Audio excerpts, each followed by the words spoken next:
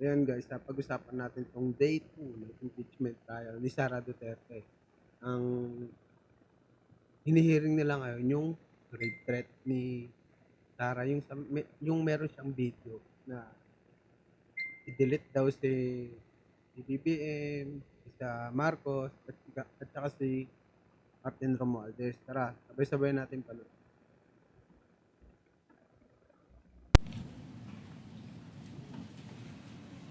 Mura, nakakabahala ang mga pahayag na narinig natin itong mga nakarang araw. Nandyan ang walang pakundangang pagmumura at ang pagbabanta ng planong ipapatay ang ilan sa atin. Kung ganun na lang kadali ang pagplano sa pagpatay ng isang presidente, paano pa kaya ang mga pangkaraniwan na mamamayan? Yang ganyang kriminal na pagtatangka ay hindi dapat pinapalampas. Yan ay aking papalagan. As a democratic country, we need to uphold the rule of law. Ako, bilang pinuno ng Executive Department at lahat ng mga nanunungkulan sa pamahalaan ay may sinumpaang tungkulin na tutupdin at pangangalagaan ang konstitusyon at ang ating mga batas. Kaya hindi tama ang pagpigil sa mga halal ng bayan sa paghahanap ng katotohanan. Hindi na sanang hahantong sa ganitong drama at sa House of Representatives. Ang katotohanan ay hindi dapat itokhang. Tapos na sana ang usapang ito kung tutupayan ay magsabi ng totoo at hindi hahadlangan. Imbis na diretsahang sagot, nililihis pa sa kwentong chicheria. Hangad ko na matuldukan na itong mga pangyayaring ito sa parang matiwasay at magdadala sa atin sa katotohanan. 12 taon din ako nanungkulan sa magkaparehong kamara ng Kongreso. Batid ko ang kapangyarihan iginawad sa kanila ng taong bayan at ng ating konstitusyon. Dahil dito, iginagalang ko ang kanilang gawa at ang buong executive branch. Lahat ng mga ahensya ay hindi nakakaligtas at parating sumasailalim sa kanilang masusing pagsusuri. Bilang isang bansa, marami tayong mga paghamon na dapat... Yan, yan. Yung video na yan, sinasabi ng depensa ni Sara Duterte na delay daw. Nauna daw yung boses, tapos yung video hindi. Ano naman, nagkaroon lang siguro ng technicality sa internet. Alam mo, doon nagkaano. Pwede naman mapanood yan sa sa may mismong sa page ng Pangulo. Doon mo makikita yan sa page ng Pangulo. Meron din yata sa RTBM.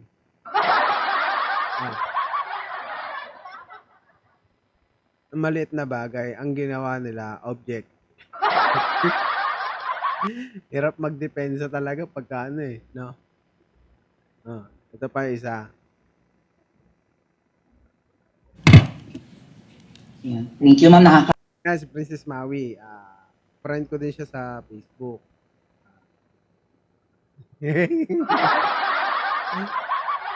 Matanda na rin siya. Ito yung minamamam ni Inday Sara. Kain kami. Ako po ay natatakot kumain ng pagkain doon baka mamaya eh. Ma'am, mag-iingat po kayo. Nasa teritoryo kayo ng kalaban. Okay lang po kami ma'am, kasi sila naman sila talaga yung bastos eh. You reap what you sow. Yeah. Mag-iingat po kayo kasi sa dinami-rami po ng... Dito yung time na na-trigger si Inday Sara. Ayun yung nabalita natin sa ating puting kalapato. Kaya nasabi niya na yung mga gantong pagbabanta, mga ganyan. Na ninyong lahat. ng inyong mga pasabog ngayong gabi, it seems like marami po talaga kayong alam about them, no? Dahil sa pagkakasama niyo sa kanila during the campaign and during the 2022 elections. Baka po mamaya kasi totoo yung mga naririnig namin or yung, I don't know if it's true, na meron daw silang Operation Romanovs and baka bala kayong ubusin ang inyong pamilya dahil hadlang kayo sa kanilang mga balakin. in the future. So mag-iingat po kayo. Kami po kasi kami ng EDSA Friday crew, Yung ano naman, hindi siya yung utak dyan, yung Princess Maui, yung EDSA Friday group. Ayan ang pinaka-utak talaga dyan, si Mami Pebbles. Yan. Si Mami Pebbles. Siya yung pinaka-utak niya. Kasi, ano pa siya dati siyang DD-list.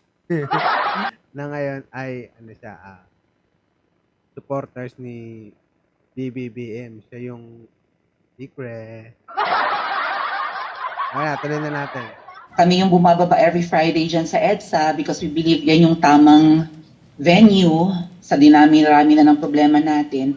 Ang kaya lang naman po namin gawin ay manawagan na bumaba na yan. Ano po kaya ang remedy naman ninyong mga nasa posisyon or ng mga kayang labanan itong napakarami na pong ginagawang korupsyon at krimen laban sa taong bayan? Ano po ang pwede nyo maging remedy para matapos na ito, lalo't nagsisigaw na po ang taong bayan na Ito yung time na wala pa silang alam-alam, wala pa silang kamuang-muang. Ito pa yung time na hindi pa nag-aaway-away yung mga DDS vloggers. Ayan yun. Ngayon, kasi friend ko naman to sa Facebook, nababasa ko siya patungkol kay Maharlika, kay Harry Roque, yan, kay Joe Edibiber, yan, Sulisit yung mga nila, Sulisit. Pati sila na lang yung nag-iistapahan na sila. Pero mo sila nagnanakaw. mag-people power na. Yes. Huwag kang mag-alala, ma'am, Ano. sa security ko. Kasi may kinausap na ako na tao. Sinabi ko sa kanya, kapag pinatay ako, patayin mo si BBM, si Lisa Araneta, at si Martin Romales. No joke. No joke. Nagbilin na ako, ma'am. Yan, ang sinabi niya. Tapos sasabihin ng mga DDS, hyperbolic statement lang daw yun. Ayun, kasabi lang, no joke. Ano lulusot nyo? Mahirap ilusot ng depensa ni Inday Sara yan. Kasi ang ginagawa lang talaga nila, for technicality, hindi nila kayang depensa niya. Ang malas lang ng abogadong humawak ng article of impeachment na to. Kasi hindi niya kayang lusot niyan. Unless, ma-technical, tumakbo siya sa Supreme Court.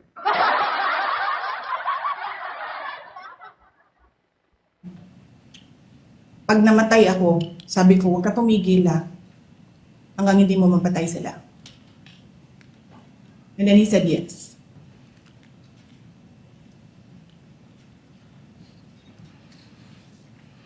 Okay na, tapos na.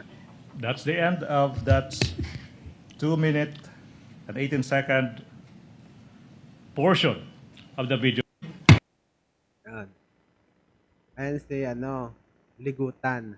Galing na. Magaling yan, magaling.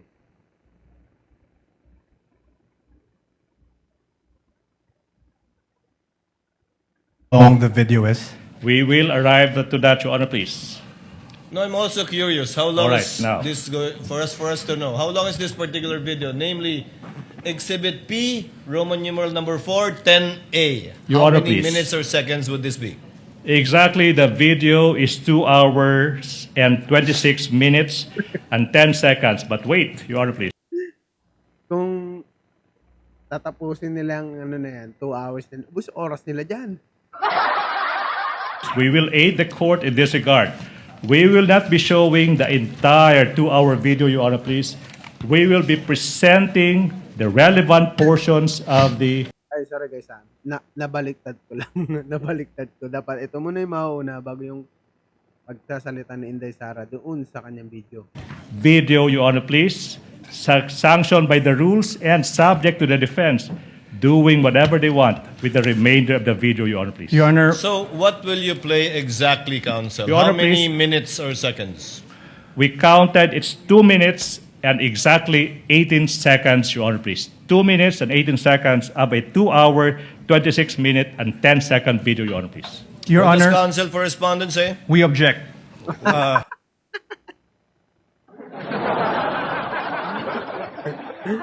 Ang malas mo, boy. Ikaw pa yung may hawak ng ano na yan. Yung articles of impeachment. Wala siyang gagawin iba dyan kundi mag-object ng mga object. Dahil mahirap talaga depensahan yung ganyang pananagutan. Based on, Your Honor, based on the rules, part of a video documentary must be presented, Your Honor. Come again? I'm sorry, counsel. Yeah. Hold on, Your Honor. I'm sorry, counsel. I did not get what you Hold said. on, Your Honor. Wala na, nataranta na.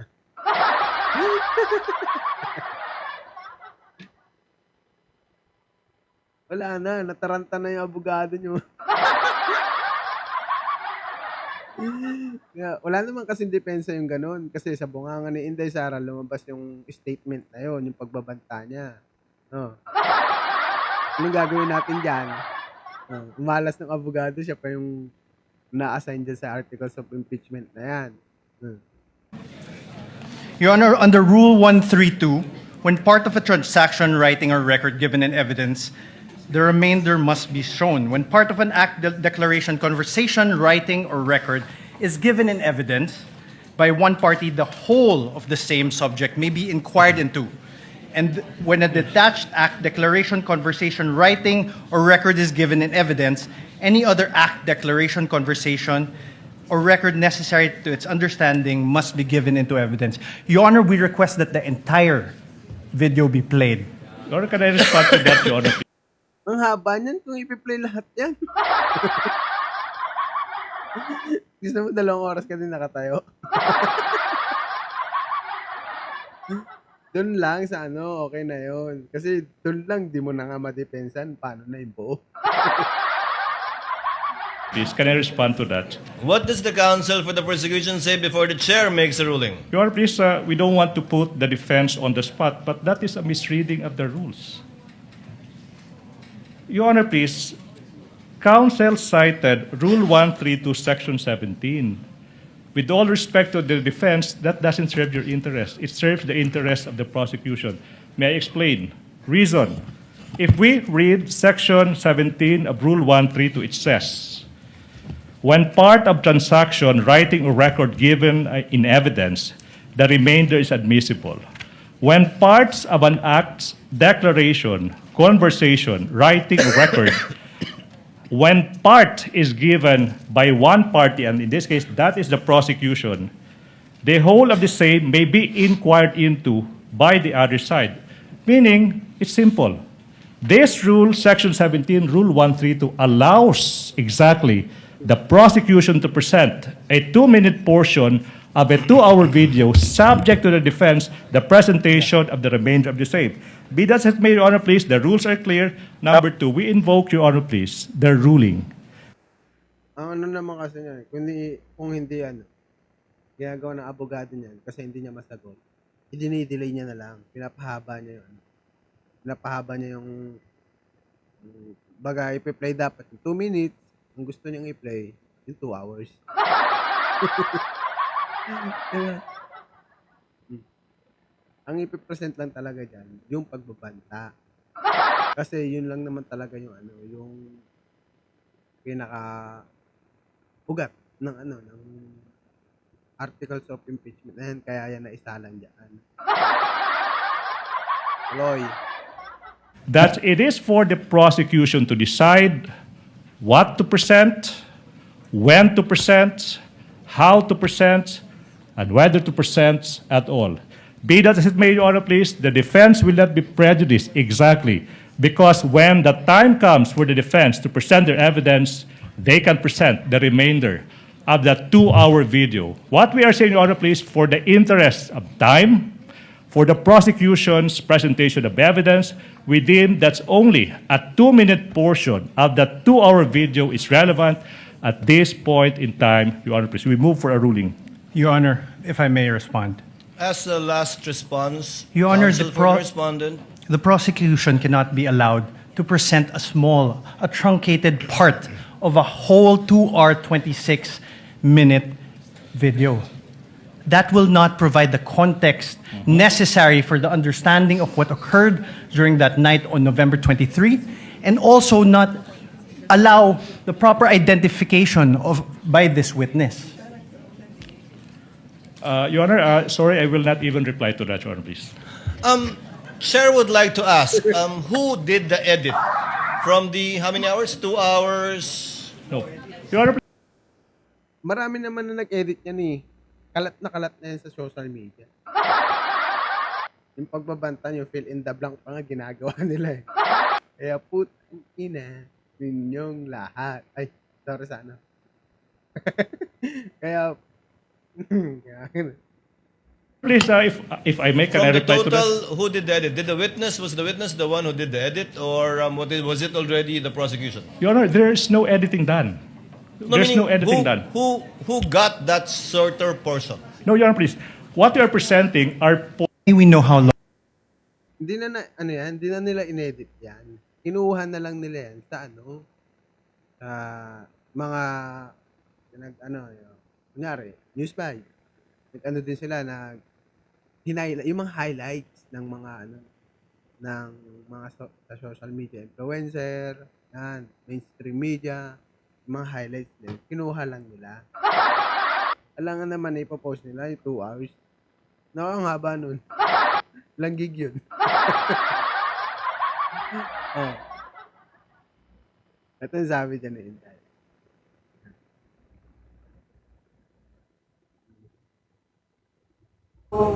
My statement is, in this bloodbath and bludgeoning, I will be blooded but unbound. Maraming salamat. Ma'am? Ito, si Michael po. Hindi ka mabato ng laptop.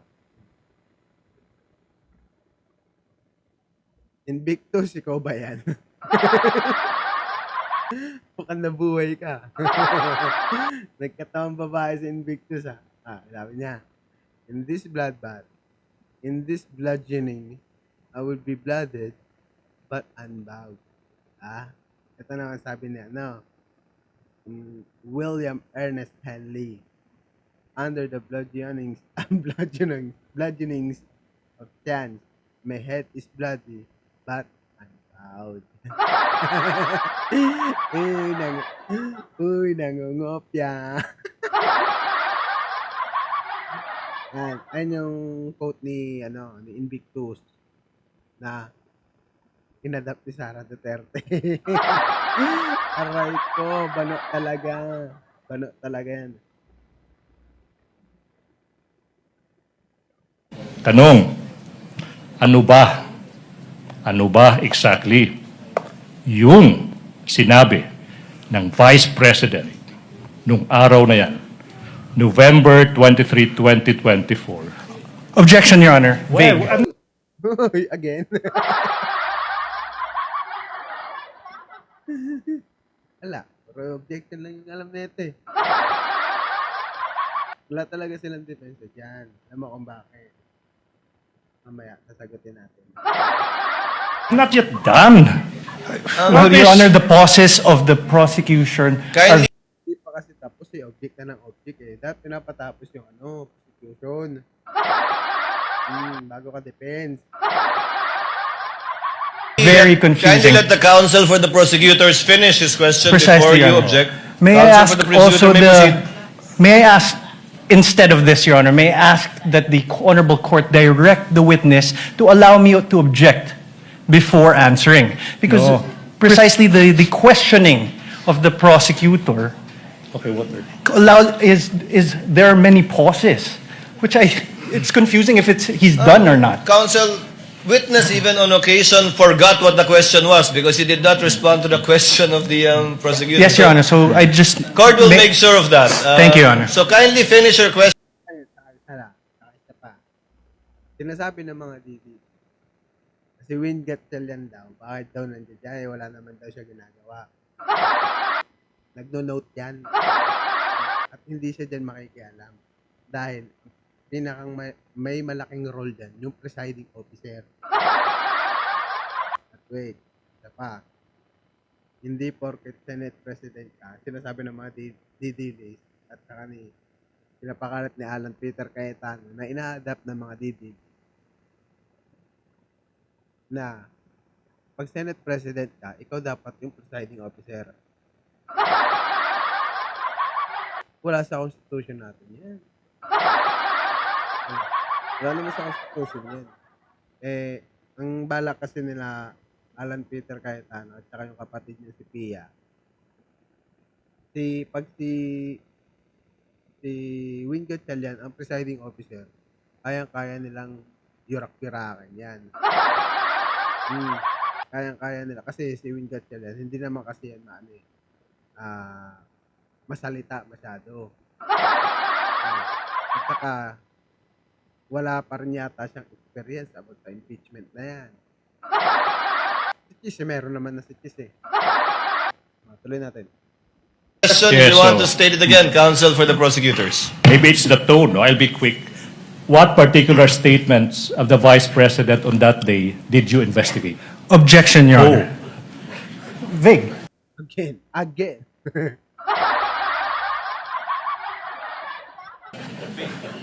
Your Honor, please. Counsel for respondent, a bit of patience. Let the counsel Yes. finish. I don't think he's finished. The question is done. What particular statement on that day did you investigate? How is that leading? Objection, Your Honor. Vague. Okay, Your Not Honor- leading. Your Honor, please. Can I I didn't attest say to that, leading. Your Honor, please? Can I? What was Whether- counsel, what's the basis of the objection? Vague. All right. I will It's a indulge. 2 hour Your Honor, please. 36 I will 26 indulge, minute Your Honor, video, Your please. Honor. I will indulge. I will add these two phrases. It will never be that. Now, Mr. Witness, what statements did the Vice President utter on that day, if any? Your Honor, Whoa. same objection. There's a Your Honor, 2 hour 26 minute. What? Let the does he witness mean? answer. Counsel, this 2 hour and so minute video was done on the same day. Yes. Correct, Your Honor, but the question must be given with particularity. If the witness knows, witness may answer.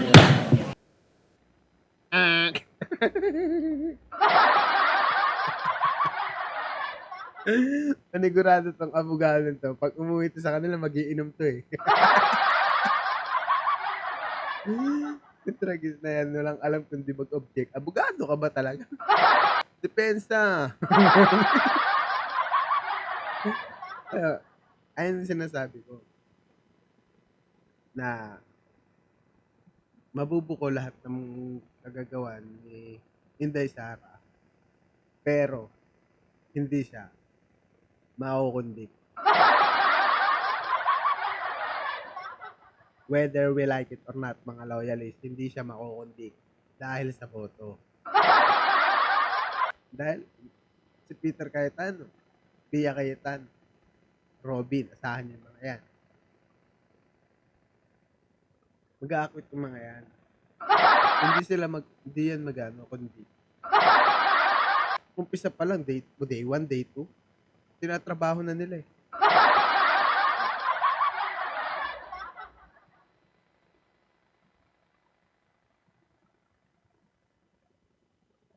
Ang gagawin lang nila dyan, lalapit sa Supreme Court. Yung defense team ni Sara Duterte. Sa anong dahilan? Di-deny lang din yan. Bakit? Bakit? Hindi, mamaya. Ito muna. Ipinalabas sa impeachment court ang aktwal na video ng umano'y pagbabanta ni Vice President Sara Duterte kay Pangulong Bongbong Marcos. Pero bago niyan, panay ang object ng defense team sa mga inilalatag ng prosekusyon. Sa isang punto nga, napawaw na lang ang prosecutor. Live mula sa Senado, nasa frontline ng balitang yan, si Mayan Los Baños. Mayan, ano nang mga ebidensya ang inilatag dyan at sino-sino ang mga testigong humarap? Cheryl, sa day 2 ng impeachment trial ni Vice President Sara Duterte, ipinresenta na ng prosekusyon ang kanilang unang testigo na isang NBI agent na magpapalakas daw sa kanilang argumento sa Article 4 ng impeachment case ng Vice Presidente kaugnay sa grave threat o yung pananakot at pagbabanta sa buhay di umano ni Pangulong Bongbong Marcos, First Lady Liza Araneta Marcos at dating Speaker Martin Romualdez. Pero alam mo, Cheryl, pinagdebatehan ng malala yung tungkol sa pagpapalabas ng video kung saan makikita at mapapanood di umano, sabi ng prosekusyon, ito yung matibay nilang ebidensya na talagang nagbanta sa buhay ng Pangulo si VP Sara Duterte. Huwag kang mag-alala, ma'am, sa security ko. Kasi may kinausap na ako na tao. Sinabi ko sa kanya, kapag Attracted a person to kill the president, the first lady, and the former speaker of the House of Representatives. Are you done? Objection? Objection, Your Honor. Oh. The question is misleading. There was no mention anywhere before that that the video mentioned that the killing of the president. To kill. Yeah, there's no mention in any testimony earlier. Ano ba exactly yung sinabi ng Vice President nung araw na yan, November 23, 2024? Objection, Your Honor. Well, Vague. I'm not yet done.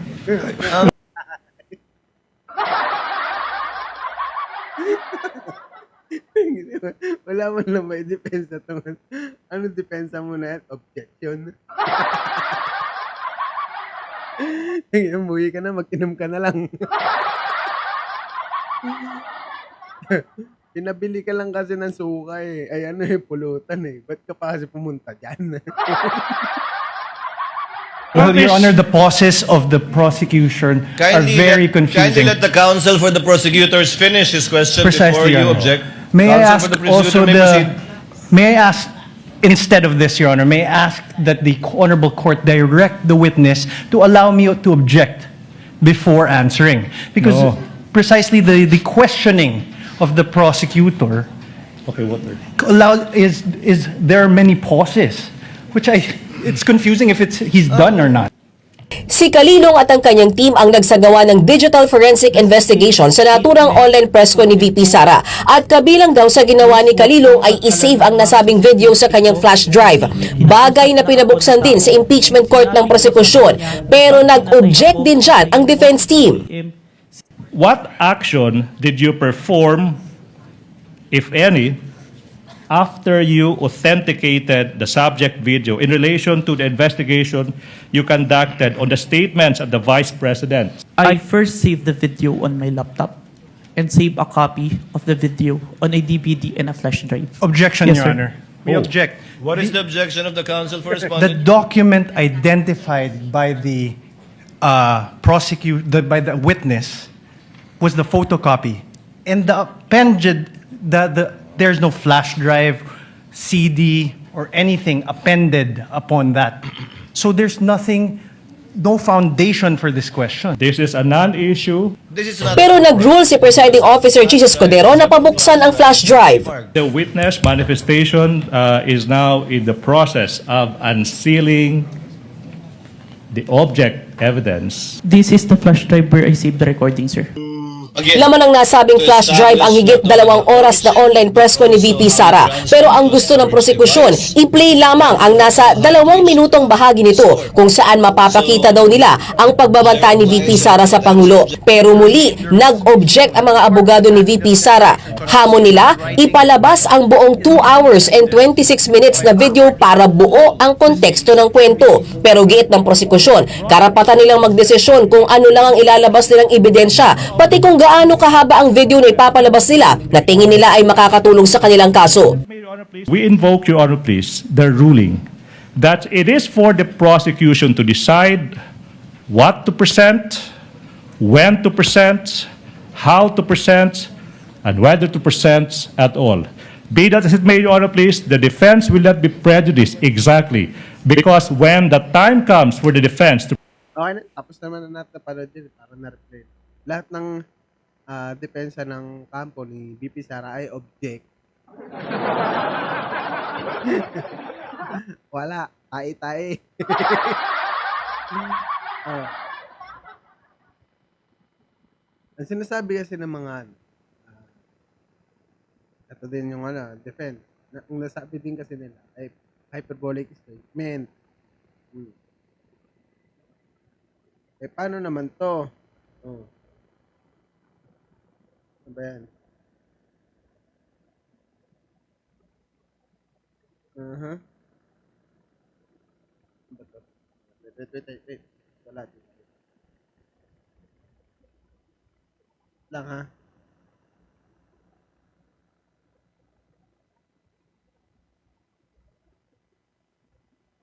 Ano ba yan? Itong teacher. Itong teacher.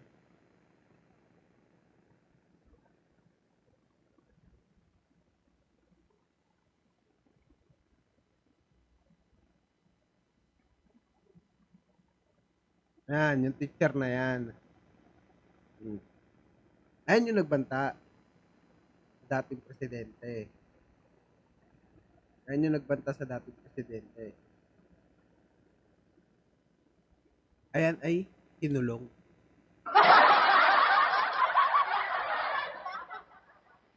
Great threat. Pero nakalaya. Tapos sasabihin ng mga titilis, nakalaya naman pala eh. And so, nakalaya dahil, bakit siya nakalaya? Dahil, inaresto siya ng warrantless arrest. Walang warrant. Ano yung sabi ng korte? Sinabi ng korte na ang post ng guro ay despicable and provocative, kasuklam-suklam at mapang-udyok at may tendensiyang sirain ng kapayapaan sa komunidad. Sinabi pa ng hukom na dapat talagang parusahan ng sino mang gumawa nito. Pero, bakit ibinasura ang kaso? Dahil illegal ang pag-aresto. Kasi walang warrant. National Bureau of Investigation sa guro, ayon sa batas, hindi pwedeng arestuhin ang isang tao nang walang warrant. Maliban na lang kung nahuli mo siyang ginagawa ang krimen sa mismong oras na iyon. Dahil lumipas na ang ilang araw bago siya hinuli, Zambales, labag sa konstitusyon ang ginawang pag-aresto sa kanya. Dahil illegal ang proseso, ang aresto. Walang jurisdiction o karapatan ng korte na litisin siya. Invalid kasi. Pero, kung tama yung pagka-aresto, malamang sa malamang, nakakulong pa rin yan hanggang sa ngayon. Ang kaso niya ang nakakaharapin sana, inciting to sedition, saka, tawag doon, meron pa eh. Grave threat, yun. Yan. Yan yung share. Nagkanta rin sa Pangulo. Kung hindi man mahatulan si Inday Sara, unfair. Unfair yun.